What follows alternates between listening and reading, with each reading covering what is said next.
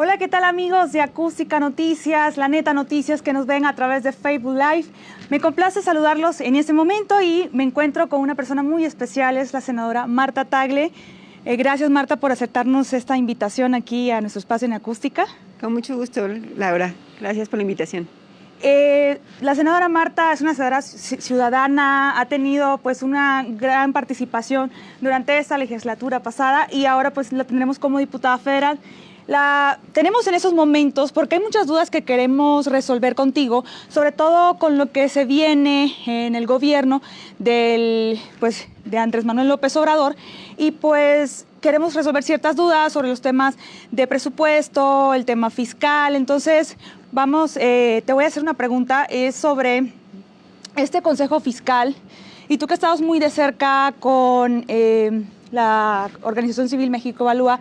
Me gustaría saber tu opinión con relación a porque se ha hablado de que está tiene muchas cosas que hay que mejorar, que hay que ir planteando desde ya para poder hacer un consejo fiscal que pueda hacer un contrapeso en cuestiones presupuestales, ahora pues con el nuevo gobierno y la legislatura que se viene, que incluso pues ya como bien sabemos la mayoría pues es de Morena. Entonces, ¿tú qué opinas de eso y qué crees tú que se puede hacer en la próxima legislatura para poder hacer este contrapeso? Pues de entrada es importante decir que la propuesta de contar con un consejo fiscal viene precisamente de las organizaciones de la sociedad civil, quienes han venido insistiendo en este tipo de figuras que estará integrado por personas que son especialistas en temas fiscales y de presupuesto, para que a partir de un consejo de esta naturaleza se puedan determinar criterios de política fiscal en nuestro país, política en materia de ingresos y egresos en materia de presupuesto, pues para evitar lo que hemos visto hasta la fecha. O sea, hasta la fecha contamos con un presupuesto con partidas discrecionales, donde particularmente quien es el secretario de Hacienda tiene la posibilidad de hacer y deshacer en el presupuesto, que en muchos casos incluso hacia el interior del propio gobierno pone reglas prácticamente incumplibles por parte de quienes ejercen el gasto dentro de las secretarías y dependencias, para que esto se convierta en subejercicio, y estos subejercicios se los utiliza y distribuye particularmente a ramos como el que ha sido muy cuestionado, que es el ramo 23, que se utiliza al final de cuentas para tener medios de control político sobre gobernadores, presidentes municipales y muchos otros. Entonces, en ese sentido, esto es necesario regularlo, quitarlo totalmente. Necesitamos tener un presupuesto que es eficiente, o sea, hay recursos suficientes, estamos hablando de cerca de 5 billones que se presupuestan al año, y en realidad la capacidad de incidir del Congreso ha sido muy pequeña, porque siempre se genera una bolsa extraordinaria a partir de inflar justamente estos indicadores que ahora un consejo fiscal como el que propone Sociedad Civil nos permitirían controlar, que no haya una, por ejemplo, estimación sobreregulada del tema del petróleo, del barril del petróleo, del dólar, con lo cual se ha generado una bolsa que siempre se distribuye entre los diputados. Esto me parece que es necesario eliminarlo. Me parece que el discurso del gobierno entrante ha sido que tiene también esa intención de eliminar este tipo de partidas y usos discrecionales del presupuesto, y que han estado dispuestos a aceptar la creación de un consejo fiscal como lo ha propuesto la sociedad civil organizada. El tema está siempre en los cómo. O sea, todos podemos decir, sí, qué bueno, tenemos un consejo fiscal, pero la mejor manera de poder hacer un consejo fiscal es escuchando nuevamente a quienes lo han propuesto. Y quienes lo han propuesto, organizaciones como México Evalúa, están preocupadas justamente por quiénes y cómo integrarían este Consejo Fiscal. De entrada, no se trata también de volver a la misma idea, de poner ahí a los cuates, ¿no? De poner a personas que, aunque si bien saben de los temas, corresponden a una visión compartida contigo, y más bien ahí se tienen que colocar personas total y absolutamente alejadas de los temas políticos, con un perfil técnico que te permita claramente, con indicadores, definir cuál es lo que se requiere en materia fiscal y de egresos de nuestro país, para a partir de ahí definir líneas sobre las cuales se va a dirigir el presupuesto. Pero sobre todo, en la parte de los excedentes petroleros, de los ejercicios, no se pueda definir que se manden los recursos para programas de corte asistencial o para cualquier cosa que al gobierno se le ocurra, sino necesitamos de manera muy importante en el país que los recursos se destinen a fomentar la producción, la inversión productiva. ¿Esto qué significa? Proyectos que generen empleo, que generen estabilidad en el país, y eso implica que este Consejo Fiscal también defina en qué tipo de proyectos de inversión se va a destinar los recursos que hay en el país. Y esto implica pues que no sea un consejo que esté a lo que diga el Ejecutivo o que diga el Congreso, sino que te pongan sobre la mesa los números y los datos sobre los cuales se deberían dirigir estos criterios. Entonces, eso sí lo votaría Movimiento Ciudadano junto a Morena, porque recordamos que la semana pasada hubo, pues no sé, como un cierto debate sobre qué decisiones a nivel legislativo iba a apoyar Movimiento Ciudadano. Entonces dijeron, no, que Movimiento Ciudadano va a votar con Morena. O sea, quiero que nos aclares esa parte, porque sí no quedó muy clara. O sea, ahorita cualquier cosa que se dice, no, pues no vamos a fusionar con Morena y todo. Pero realmente lo que me queda claro y de lo que he visto del trabajo de ustedes es que en la anterior legislatura fueron total oposición. Entonces, ahora en la que viene, ¿qué cosas van a votar con ellos? ¿Cuáles otras no? Entonces, lo que ha dicho Movimiento Ciudadano es que muchas de las iniciativas de las que hoy se habla por parte del gobierno entrante han sido iniciativas que originalmente ha impulsado Movimiento Ciudadano. El tema de eliminar los privilegios en el Congreso, el tema de las pensiones a los expresidentes, el gasolinazo, o sea, no solamente el gasolinazo en el sentido de evitar los aumentos, sino revisar la fórmula que es la que permite que haya el gasolinazo cada año. Y eso son propuestas que han significado iniciativas que están ahí en el Congreso, que fueron congeladas porque había un grupo mayoritario del PRI y sus aliados que no permitía que este tipo de iniciativas pasaran, también la eliminación del fuero. En fin, nosotros hemos venido como partido político, Movimiento Ciudadano, impulsando una agenda progresiva de derechos humanos que elimine los privilegios, que atienda lo que la ciudadanía demanda, y en ese sentido lo que hemos dicho es que de cara a una nueva conformación del Congreso en la 64 legislatura, que todo el mundo sabe que va a tener una mayoría muy importante por parte de Morena, pues nosotros estaremos apoyando ese tipo de iniciativas, siempre y cuando también revisemos, porque eso es bien importante, ¿no? O sea, tenemos diferentes maneras de decir lo mismo y no necesariamente puede en la letra, en el contenido de las iniciativas ser lo mismo. La eliminación del fuero. En la eliminación, por ejemplo, del fuero existe la visión de eliminar el fuero total a los legisladores, a los presidentes municipales y también al presidente de la República, que fue la minuta que quedó los últimos días atorada en el Senado de la República. Y hay otra visión que solamente le quites el fuero a los diputados, y hoy tenemos además una discusión en la Corte donde dice que formalmente los legisladores no podrían renunciar al fuero porque es un mecanismo de control constitucional que debe de seguir permaneciendo. Entonces, en esta discusión tenemos que poner en la ley exactamente qué es lo que significa, y a la hora de la hora entonces poner en una mesa de discusión con Morena exactamente qué es lo que significa y qué es lo que queremos conseguir con la eliminación del fuero. Y entre otras cosas, lo que se busca es no tener personas que en la política sean privilegiadas con la protección de las leyes, de que haya un sistema en que la Procuraduría no persiga a quienes estén con el gobierno y sí persiga a los que estén en contra del gobierno, y eso se tendría que acabar para que pudiera haber una figura de eliminación del fuero. Entonces, lo que queremos decir es que al final de cuentas, Movimiento Ciudadano va a ser una oposición responsable, va a apoyar todos los temas en los que haya coincidencia, que vengan en beneficio de la ciudadanía y de esta agenda de derechos humanos que hemos venido impulsando, pero también nos vamos a oponer a aquellos temas en los que definitivamente veamos que significan un retroceso y que a lo mejor formalmente nuestra oposición o nuestros votos no van a significar que se detenga una iniciativa porque ellos tienen la capacidad de aprobarla, pero sí tendremos una posición muy fuerte, muy clara de por qué nos oponemos cuando nos oponemos a una reforma. Senadora, pasemos a otro tema muy importante y es un punto neurálgico, que es el tema de la Fiscalía General. El día de ayer, precisamente, en Palacio Nacional, que pues estuve presente ahí, y Andrés Manuel López Obrador se reunió con el presidente Enrique Peña Nieto, no nos quedó muy claro. Quieren mandar al nuevo Congreso una terna para ocupar la Fiscalía General. Obviamente le correspondería en esos momentos pues al actual presidente, pero sí vi que también la semana pasada pasaste como un pronunciamiento al Senado para que pues se haga algo, ¿no? Porque pues qué va a pasar con la fiscalía, este tema de que incluso nació desde la sociedad civil organizada de una fiscalía independiente. ¿Qué va a suceder con esto?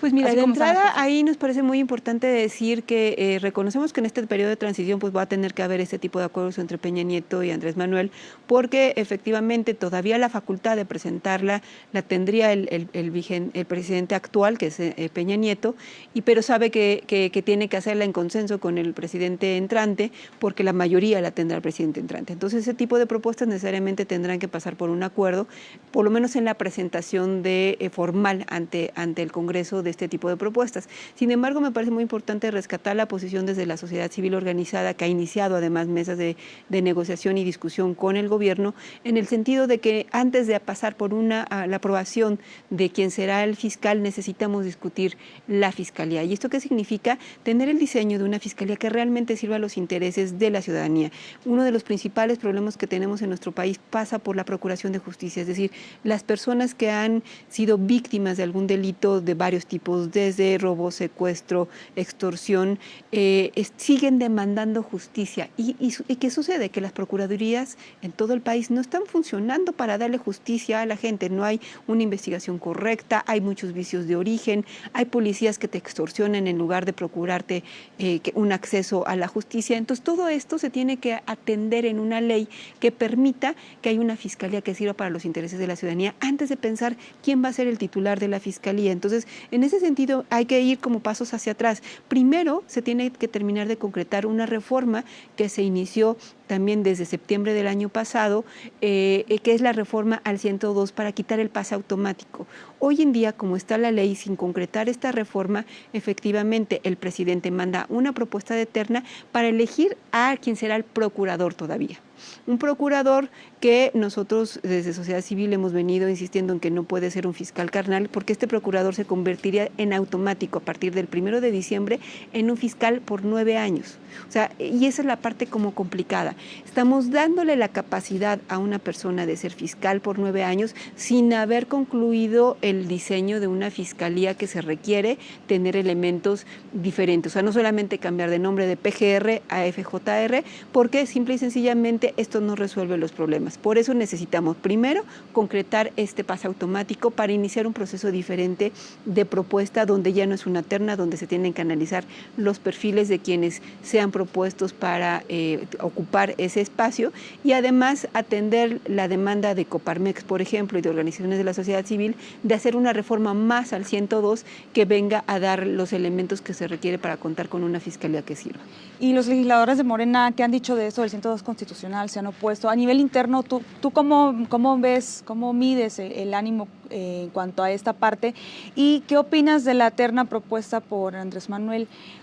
Pues mira, yo lo que veo es que las definiciones de este tipo de situaciones no van a estar desafortunadamente en el Congreso, están más bien desde el Ejecutivo y en ese sentido ya se ha instalado una mesa con quienes estarán en la Secretaría de Gobernación, particularmente con Zoe Robledo. Me parece importante sí iniciar esa mesa de discusión con las organizaciones, con legisladores electos, para que ahí se discuta este tipo de legislaciones y llegue algo mucho más consensado al Congreso, porque en el Congreso desafortunadamente con la mayoría tan importante que tendrá Morena, me parece que no habrá capacidad de discutir más allá de lo que ya se quiera aprobar. O sea, cuando ya hay un acuerdo tomado, simple y sencillamente ellos van a aplicar, y ya lo han dicho así, quienes buscan ser los coordinadores de los diputados de Morena, han dicho vamos a aplicar la mayoría cuando tengamos que aplicarla, y eso significa que no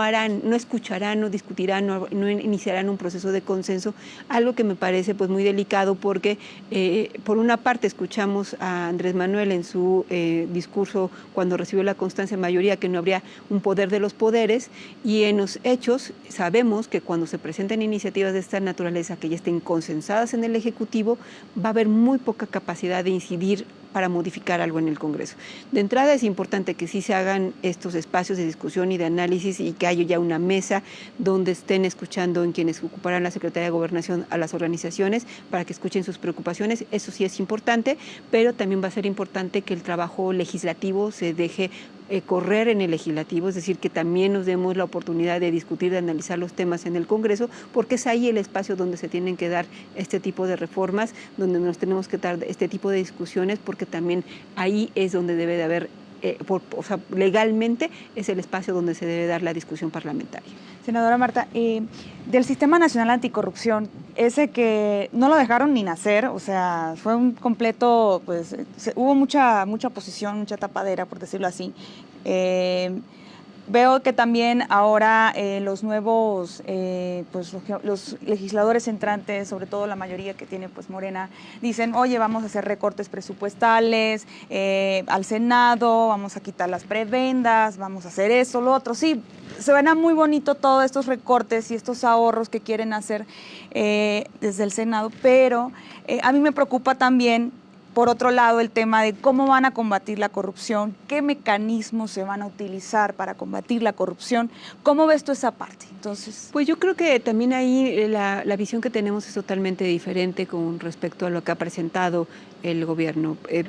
Por lo menos lo que se ha dicho formalmente, hasta que no veamos iniciativas en otro sentido, no podemos decir que hay una visión diferente. Se ha dicho que básicamente con el ejemplo se va a corregir todo, ¿no? Si yo soy ejemplo de que no hay corrupción, y empezamos a eliminar estas partidas que buscan controlar la voluntad de los legisladores, vamos a lograr corregir todo. Cuando me parece que ha habido un esfuerzo de muchos años antes, o sea, llegar a la ley del Sistema Nacional Anticorrupción parece cosa de un periodo legislativo y de un grupo de personas, pero no, en realidad vienen muchos años de esfuerzo de organizaciones, de especialistas, de personas que han trabajado el tema para llegar a ese momento de la aprobación de las leyes del Sistema Nacional Anticorrupción, y ahora lo que nos correspondería, el siguiente paso, es fortalecer esas instituciones, fortalecer el CPC, el Consejo de Participación Ciudadana, que tiene facultades muy importantes de Contraloría desde la sociedad civil para todo el tema del andamiaje del Sistema Nacional Anticorrupción, pero también de observancia de las políticas públicas, de los presupuestos, de muchos temas donde la ciudadanía tiene que tener una voz importante. Y desafortunadamente no se le ha dado el peso que debería de tener, ni presupuestalmente, ni en el sistema, prácticamente no tienen oficinas.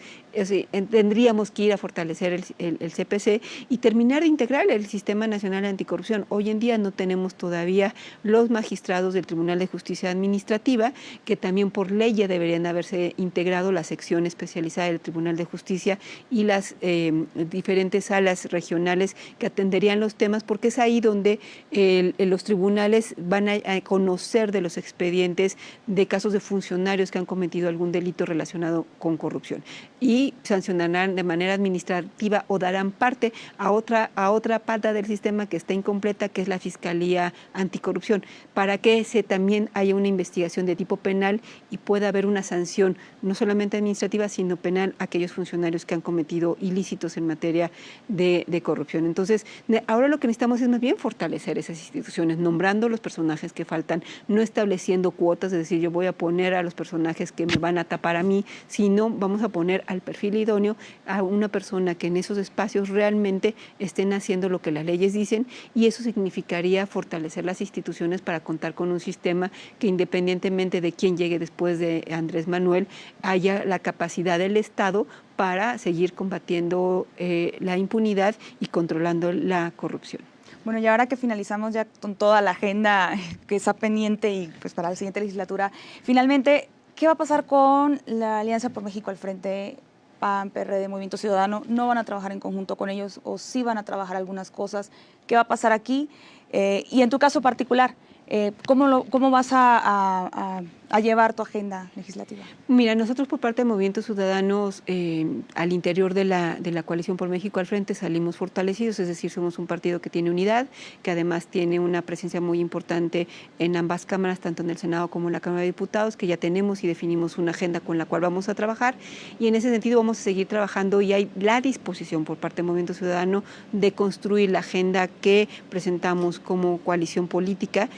con México al Frente, de combate a la corrupción, de combate a la impunidad, que fue la agenda que presentamos de manera conjunta, y tenemos el ánimo de construirla con el PAN, con el PRD y con todos aquellos que quieran construir esa agenda que está ahí, que va a seguir siendo un tema pendiente que no podemos olvidar. Sin embargo, entendemos que tanto el PAN como el PRD están en procesos internos de definiciones todavía que tendrán que tomar en los próximos días, y ellos tendrán que definir si quieren o no continuar con esa agenda y construirla ellos o con nosotros. Nosotros tenemos la disposición para seguirla trabajando, la vamos a seguir trabajando. Y de manera particular, también insistimos durante la campaña que el ir en una coalición de esa naturaleza no hacía que las personas que integramos, además los otros grupos parlamentarios, tuviéramos una agenda